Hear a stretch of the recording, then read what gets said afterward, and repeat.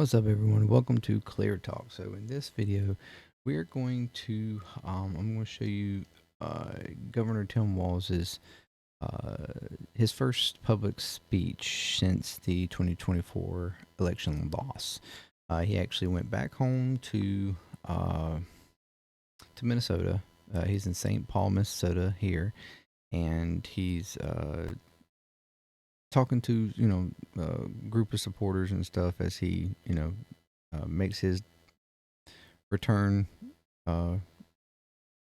speech or whatever. And I just want us to watch it. It's about 18 minutes long or so, and just so you can see what we could have had in office. The Regardless of whether or not you liked Harris or not, and thought what she would have brought to the table as a president. And while most conversation around VPs is that they don't really do anything, I kind of feel like in the situation of Harris and Walz, it would have been a little bit different. I feel like he would have had much more influence, or at least it would have been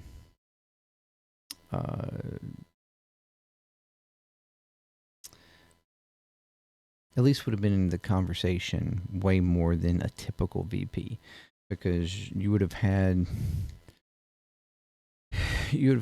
someone in the presidential seat that really didn't have a whole lot of experience in that type of position. I mean, just honestly, so she would have been taken in. I feel like she would have been taken in a whole lot of ears, or a whole lot of influence, a whole lot of guidance.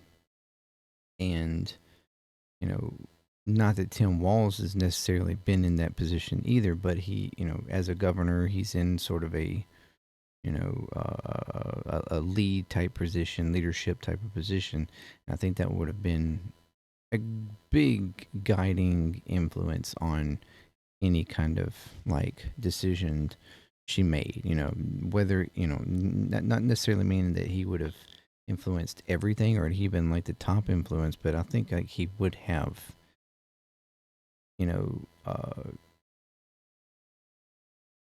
been way more influential as a VP than probably any VP has been in quite a while. So anyways, I just want you, let's watch this. I've already watched it through, but it's an absolutely fantastic speech, and so I'll check that out. I'm not even gonna worry. Get my head. I'm not even gonna worry about any of the introduction stuff. You know what to do. Do the damn thing. Whatever. We're up over here.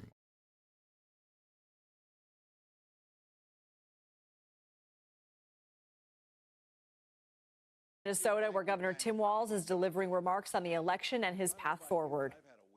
So I know you have too, but let me just start out by saying it's great to be home. You came home. It's great to be home. And I do want to start a huge thank you and an I love you to Minnesota's First Lady, to Gwen. Thank you, Gwen.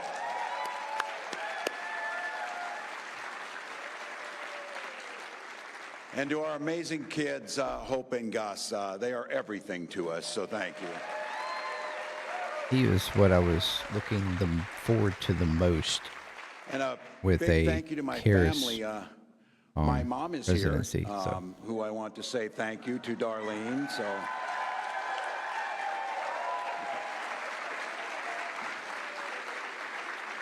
We did okay, didn't we? We did okay. She did a great job. I think she's as surprised as anybody that we're here, but and a huge thank you to Vice President Kamala Harris.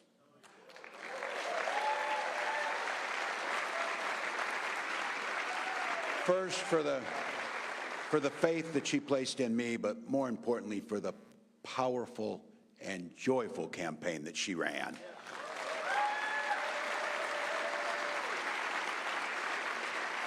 I'm grateful for her leadership and forever grateful for her friendship.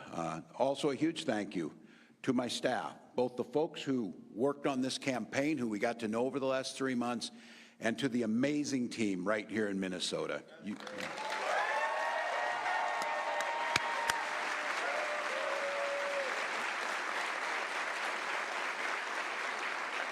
We showed the country these guys are the best in the business, and I'm proud to be your teammate in this. Thank you all. And to all of you, I want to thank every single person who stood with us in this fight, whether it was volunteers, donors, voters, or what I see in here, lifelong friends. It's an honor of a lifetime to have your support, and I'll never forget everything that you did to stand up for the values that we share together. So thank you to each and every one of you.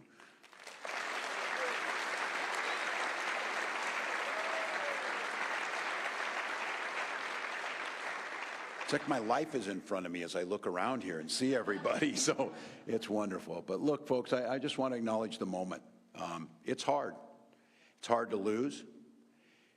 It's hard to understand while so many of our fellow citizens, people that we have fought so long and hard for, wound up choosing the other path. It's hard to reckon with what that path looks like over the next 4 years. So if you're feeling deflated, discouraged today, I get it. Take some time to take care of yourselves, take care of your loved ones, take care of your community. There's a million ways to make a positive difference, and get back in this fight when you're ready. And know that whenever you're ready to get back in that fight, I'll be standing right here ready to fight the fight with you.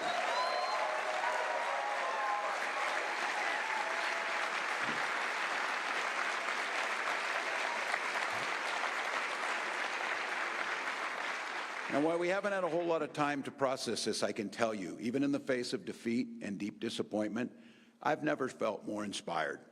I've never felt more motivated. I've never felt more fired up of what's possible in this country.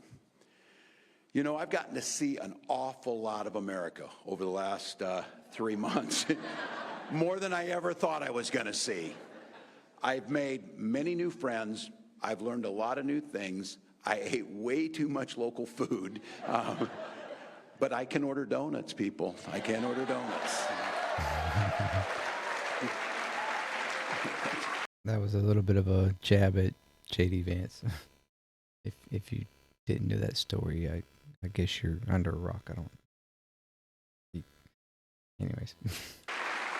But I have to be honest with you, what struck me everywhere I went, without exception, people really wanted the same basic things out of an American life.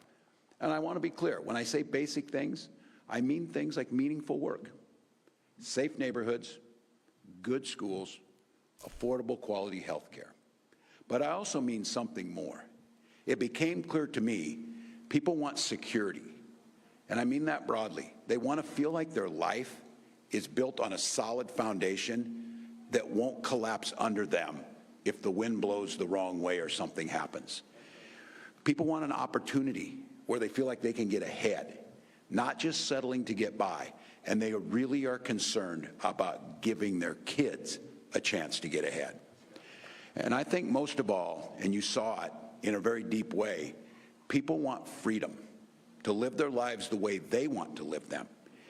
It's not the way maybe their neighbors wouldn't want to live them the same way, but the freedom is supposed to be everybody's birthright, not because of how much money you had or where your family came from, no matter who you love or how you prayed or what you think about the issues of the day are. And everywhere I've gone, I've had the opportunity to tell people how things work here in Minnesota.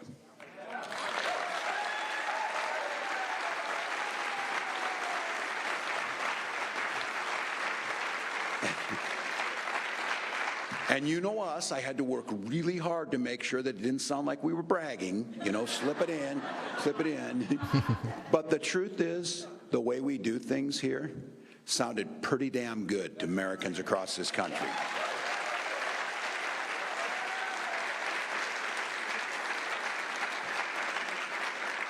Together, we've made Minnesota one of the best places for kids to live.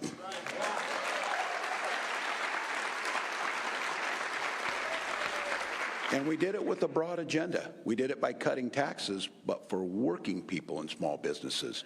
We committed to making clean energy and lowering the cost of prescription drugs a priority.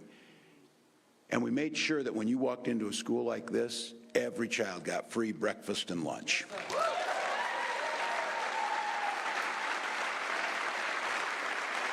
So radical. We made college free for lower income students and paid family and medical leave for everyone across the state. He's such a socialist. We expanded the right to organize your workplace. We made our streets safer. Such a radical lefty. We invested in affordable housing. It's crazy. And we made public education a priority.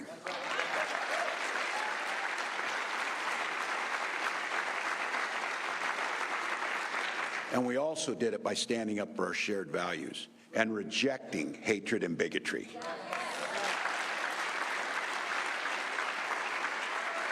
We, across this state, have fought for everyone's right to participate fully in our democracy and in our society. We have refused to scapegoat immigrants in this state.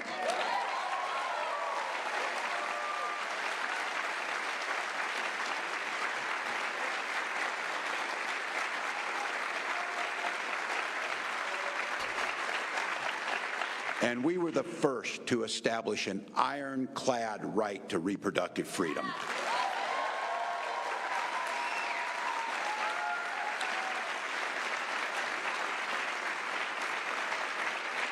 When I tell that story across the country, you could see people saying, "Where is this magical place?" And then someone would have to say, "But it gets cold." Yeah. But you know what?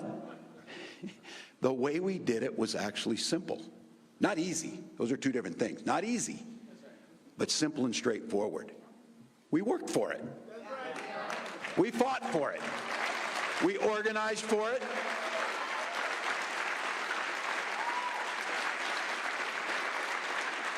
And we had a set of leaders that when we finally built the political capital we needed to get it done, we didn't bank it, we burned it improving lives.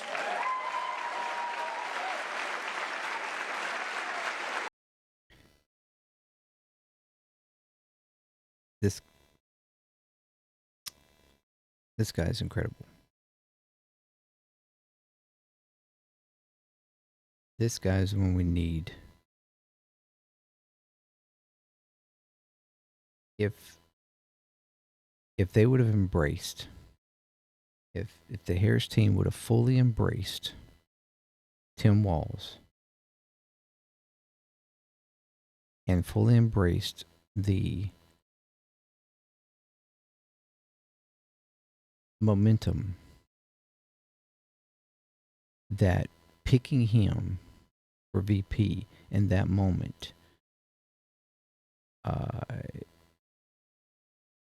showing a potential like agenda for these types of things for a Harris Walz administration. And really honing in on that and pressing that and you know giving into that would have done the best job of actually separating her from Biden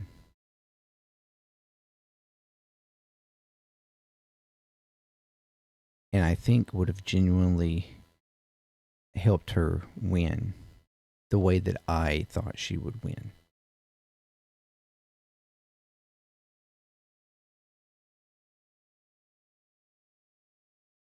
Instead of allowing for Biden like advisors to push her and pressure her into moving into a more neoconservative like lane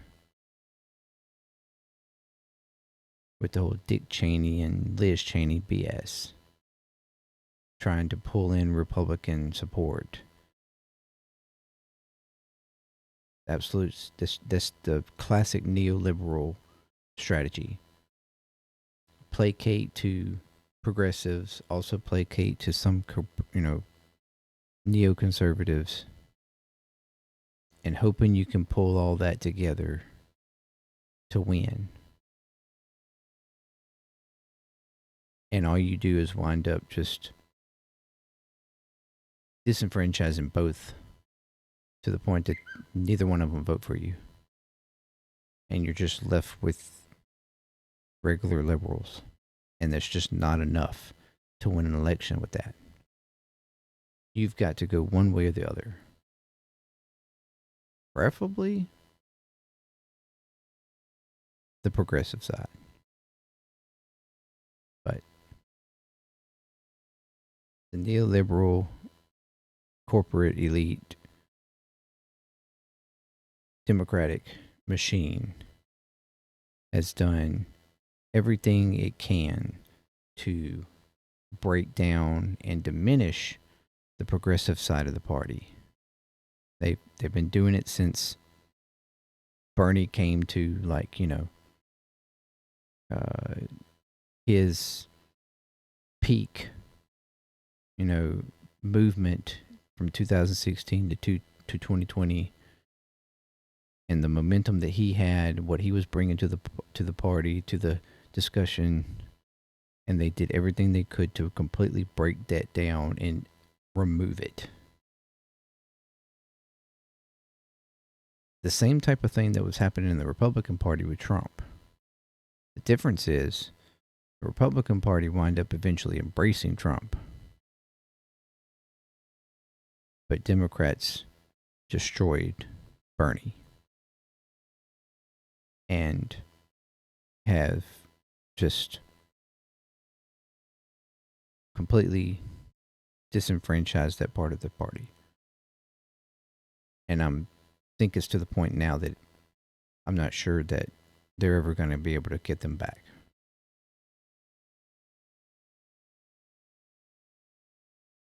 Unless they fully embrace somebody like Tim Walz. I mean, maybe with a little work and getting her pulled back in line, maybe eventually someone maybe like AOC, but she would have to kind of recommit herself back into the into the movement. Not that she's really left it, but just she's kind of like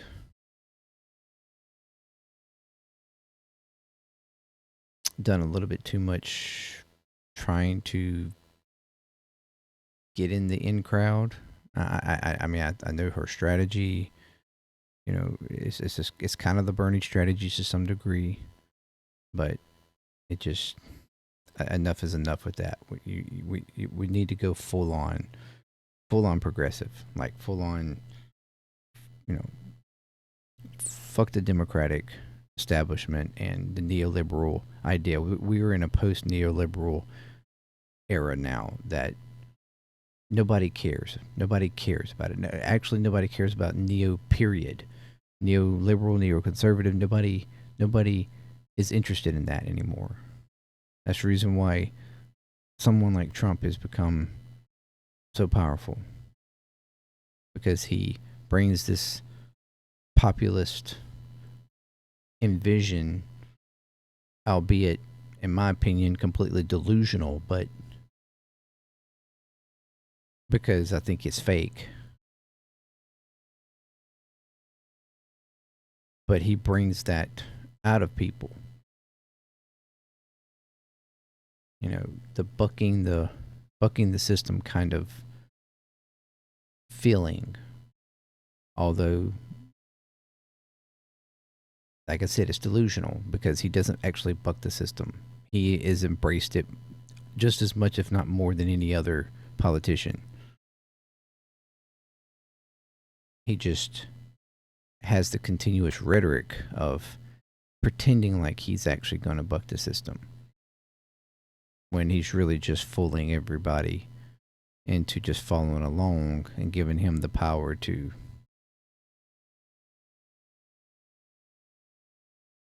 advance his own agendas and the agendas of his buddies. But nevertheless, we were to embrace the Bernie kind of camp, the Bernie type of vision, the progressive type of vision. And there's even a couple of Democrats that have actually come out on this. Weird enough, they even ones that have been one of the top torturers of Bernie have come out and been like, damn, maybe we really should have embraced that. No shit. Hello.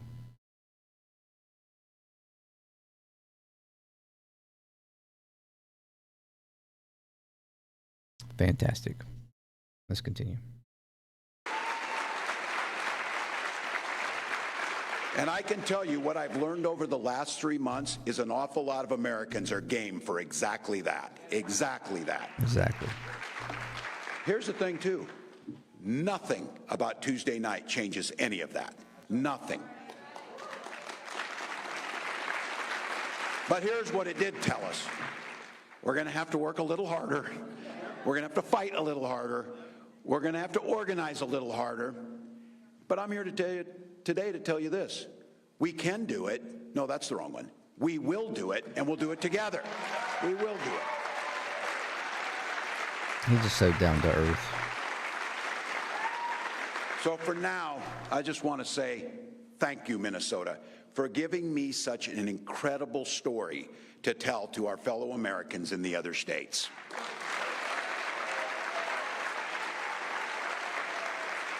And understand that he was the most popular candidate in the whole election. As far as popularity, he was number one. Then it was Harris, then it was Trump, then Vance. And as far as popularity within, the voters, ultimately it didn't come down to meaning anything for, actual electoral positioning and, winning the election, but he was the most popular out of all four on all polls that had to do with that.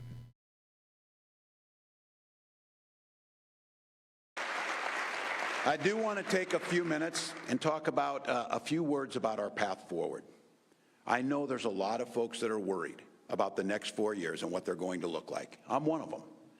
The agenda we heard from the other side in this campaign was very different from the one we know is right for our state and our country. We've already seen the damage a president can cause when he's in it for himself, not the American people. Look, we know what's coming down the pike. We know it because they told us. And we're going to have to be ready to defend the progress that we've made here in Minnesota.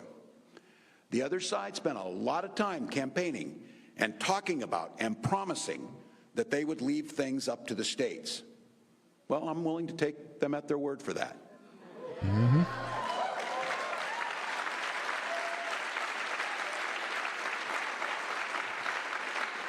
But the moment they try and bring a hateful agenda in this state, I'm going to stand ready to stand up and fight for the way we do things here. Hello.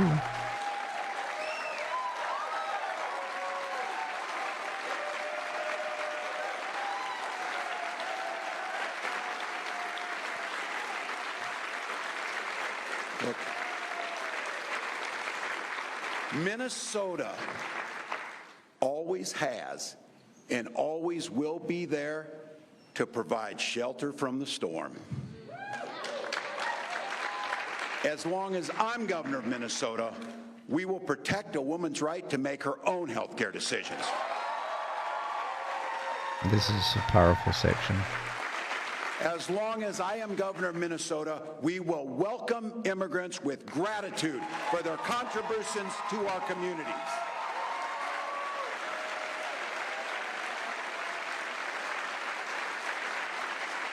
As long as I'm governor of Minnesota, we will stand with the rest of the world in fighting climate change and developing new clean energy solutions.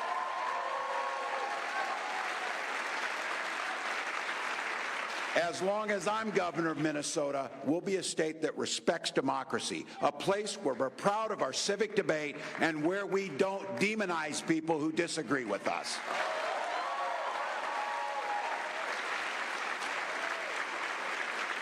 As long as I'm governor of Minnesota, we will defend our kids' freedoms to go to school without worrying about being shot dead in their classrooms. Hell low. And by the way, as long as I'm governor, Minnesota will always be a labor state, a state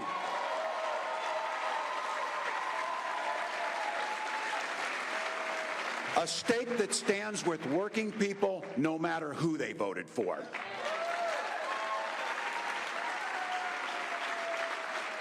But I will say and acknowledge this, about 1.5 million of our fellow Minnesotans voted for the other side in this election.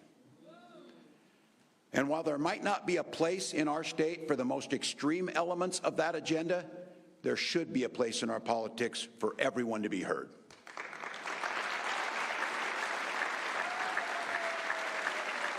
I think sometimes we can be quick to judge people who don't agree with us, to assume that they act out of cruelty or fear or self-interest.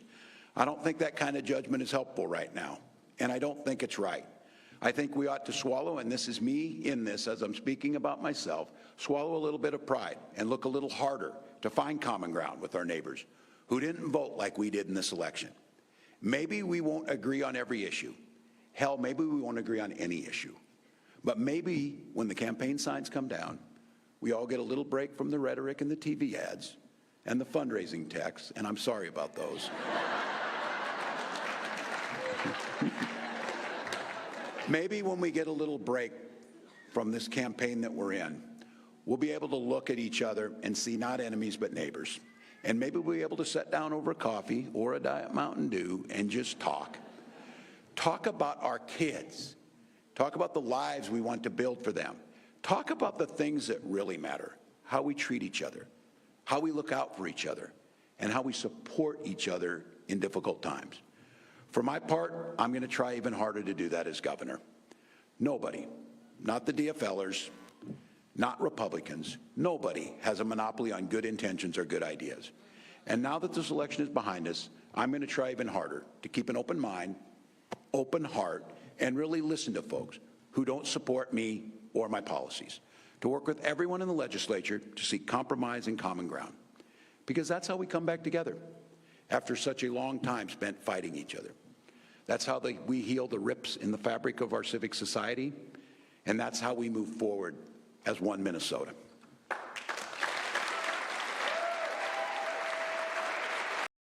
That was fantastic. Because that's the one thing that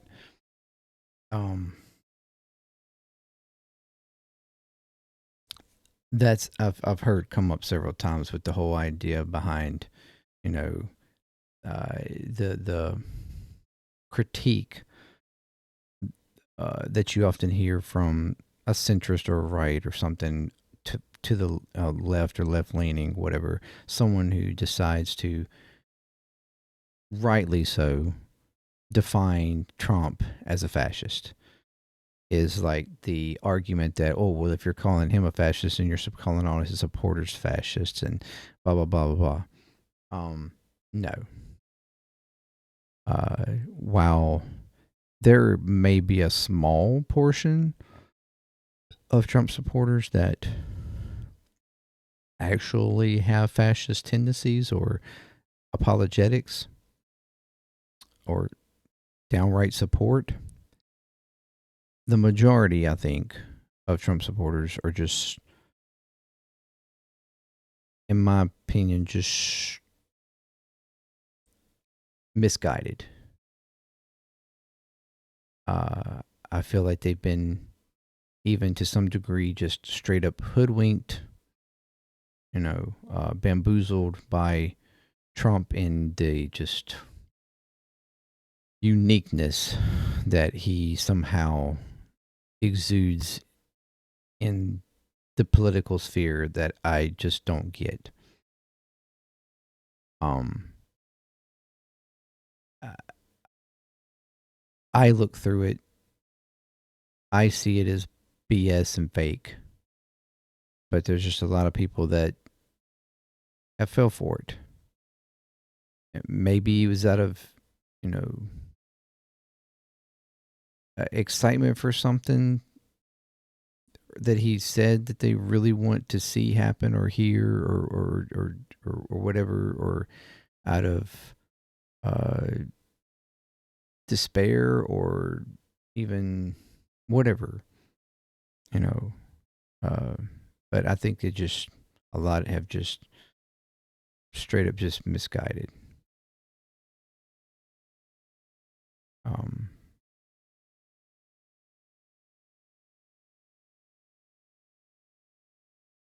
Especially those that potentially could have actually, maybe they were on the fence or whatever, potentially could have been, you know, uh, could have voted for a Harris Walz campaign or whatever, but just ultimately decided not to.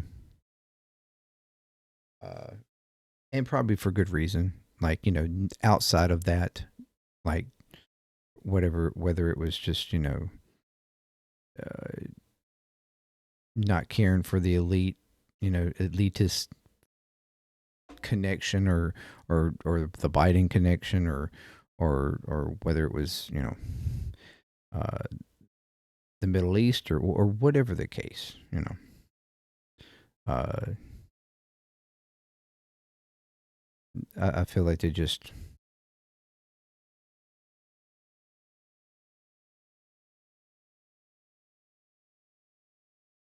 anyways.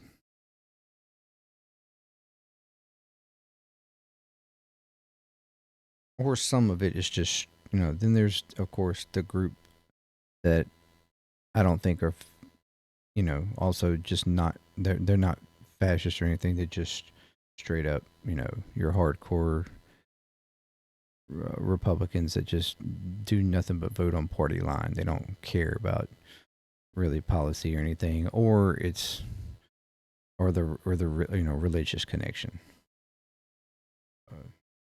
But I mean, yeah, there's different facets to it, but ultimately, no, I don't. I'm not. When I say and correctly define Trump as a fascist, I'm not talking about his supporters.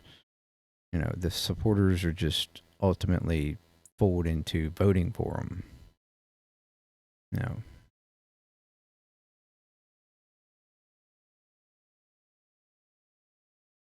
But anyways, but they're just regular. Most of them are just regular people, just trying to figure it out, just like everybody else.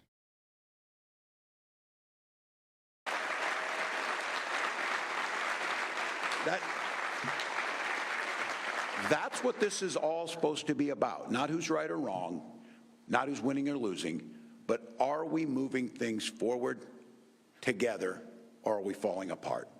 I still believe with all my heart, America can be a place where no child is left hungry, no community is left behind, and no one gets told they don't belong. That's right. I just ultimately hope that at some point, assuming Trump does wind up doing a lot of the stuff that we are concerned that he would do, that his supporters, or at least a good amount of them, will start to see it too. And in that moment, actually decide to hold him, to his word, or, put his, whatever, the, feet to the flames and keep him in check themselves. because I do think there is somewhat of a facet to Trump where he really does want his supporters to like him. So if although he might have his own ideas or agendas for certain things, there's a portion of him that also really does sort of take in that whole fan base thing, being popular, wanting people to like him, getting the praise. And if he's not getting praised, I feel like that will have an effect on decisions he makes. So hopefully they will hold him to that, and maybe his own supporters will keep him in check, at least on certain things. Now, there's some things that they'll probably hold him in check that I don't agree with, but unfortunately, but yeah, the worst things I think are the things that there's some things that I think we all would not want him to do, even his supporters. Hopefully, they will keep him in check. We'll see, though. And the reason I believe it so strongly is I've seen it with my own eyes because it's happened right here in Minnesota. And because of our example, millions of Americans believe in it too. Let's keep working to grow security, opportunity, and freedom for all our neighbors. Let's keep fighting for the things we believe in with compassion, with dedication, and with joy. And let's keep making Minnesota an example for the rest of this great nation. I love this country. I love this state. I love this job. And I'm not done fighting for Minnesota, not by a long shot. So thank you, Minnesota. Thank you, and let's get it done. All right, so yeah. I thought that was absolutely great speech.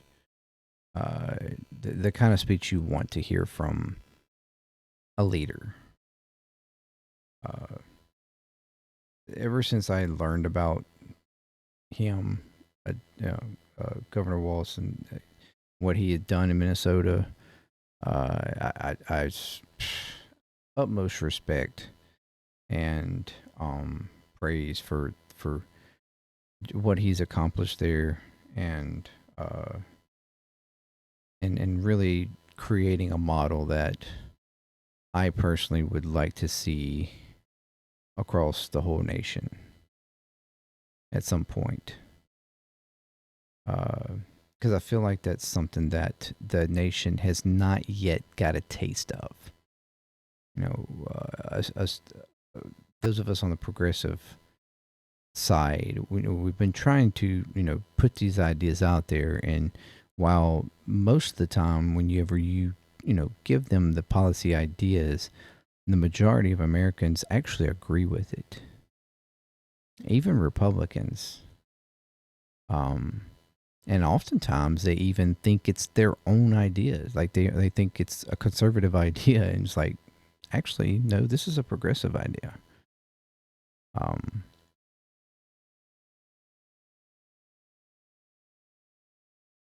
But talking about it is not really the same as actually seeing it implemented and getting a taste of it. And there's places like Minnesota and a couple other states that have started to do some of the similar things, where the people there are seeing it and they're getting a taste of it, and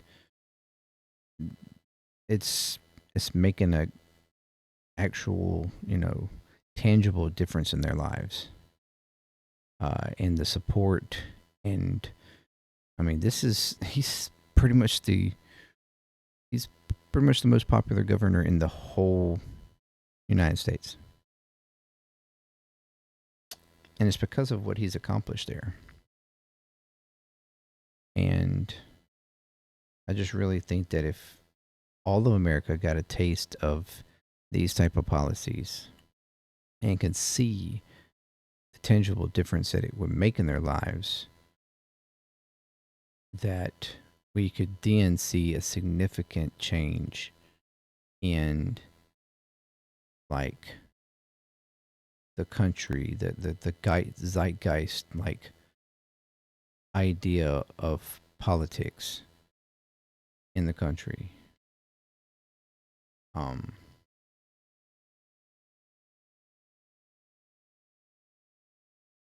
and get away from this whole, neo-liberalism, conservatism trail to fascist dictator, authoritarian type of style tendencies, and actually start helping people and making a difference in people's lives here, elevating people, bringing everybody up in society. That's what we're talking about. It's not radical. It's common sense. It's reasonable. I'd even argue moral. So, I hope that he stays strong in politics, and maybe even potentially takes a run at it in 28, along with a couple others. Hopefully will also, and we can get a good discussion going and how to move forward. Whether it's Democratic Party or I don't know. I don't know. We really don't have a setup for something else like a third party really that would be successful, at least not with the makeup of our system. The two party, you know, winner takes all type of thing. It's just almost impossible. If we went to more of a ranked choice system, then it would work.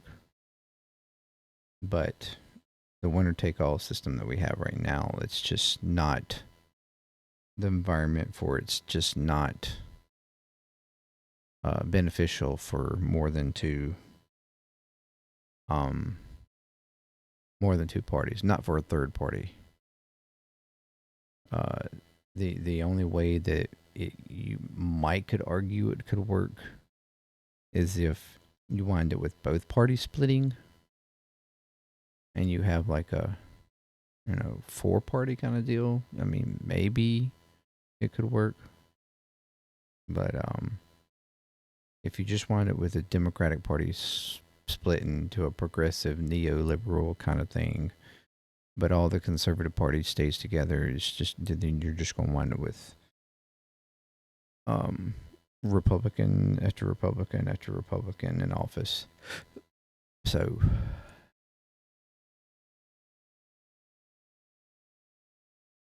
oh, sorry, it's late. um, anyways,